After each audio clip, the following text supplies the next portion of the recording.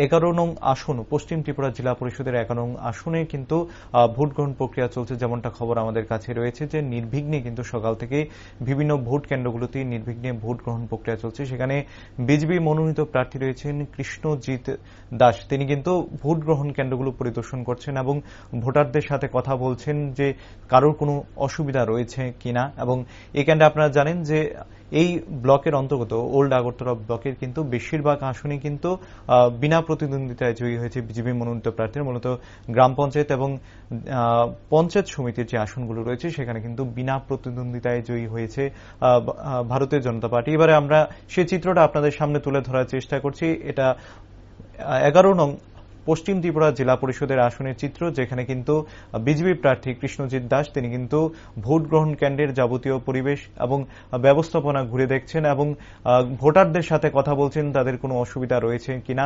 আপনারা জানেন যে সকাল 8টা থেকে আজকে এই ভোট গ্রহণ প্রক্রিয়া শুরু হয়েছে, দুঃখিত সকাল 7টা থেকে ভোট গ্রহণ প্রক্রিয়া শুরু হয়েছে এবং সেই ভোট গ্রহণ প্রক্রিয়ার যাবতীয় ব্যবস্থাপনা খতিয়ে দেখছেন প্রার্থী। এবং তার পাশাপাশি জনসাধারণের যে বক্তব্য পাওয়া গেছে তাতে কিন্তু সার্বিকভাবে নির্বিঘ্নে কিন্তু এই ভোট গ্রহণ প্রক্রিয়া চলছে গোটা 11 নং আসন জুড়ে। আপনাদেরকে এবারে আমরা শোনানোর চেষ্টা করব এই কেন্দ্রের বিজেপি মনোনীত প্রার্থী কৃষ্ণজিৎ দাস কি বলেছেন সংবাদ মাধ্যমের মুখোমুখি হয়ে।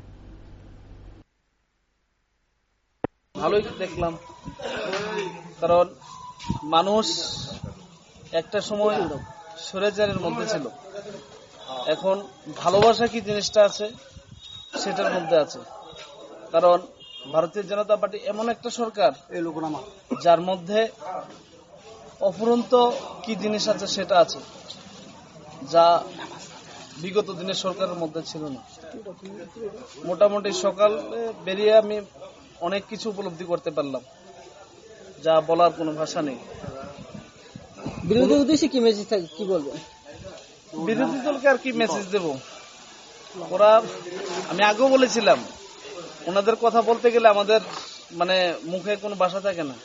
হঠাৎ করে উড়ে আসে, আবার নির্বাচন চলে গেলে ওরা চলে যায়, শুধু সাধারণ জনগণকে বিভ্রান্ত করে, আর কিছু না। সকাল থেকে তো আপনি ঘুরছেন বিভিন্ন জায়গায়, এখন পর্যন্ত কোনো জায়গাতে কোনো সমস্যা বা না কোনো সমস্যা নেই। কারণ আমাদের যে কার্যকর্তা আছে তারা কোনো এরকম ধরনের চিন্তা ভাবনা রাখে না। কারণ এটা গণতন্ত্র অধিকার, সবাই ভোট দেবে, এখানে কেন ডিস্টার্ব করবে কেউ? কোনো অসুবিধা নেই। যদি আপনি জয় হন, এলাকার কোন কোন বিষয় গিয়ে আপনি প্রথমে উন্নয়ন কাজগুলি হাত দেবেন?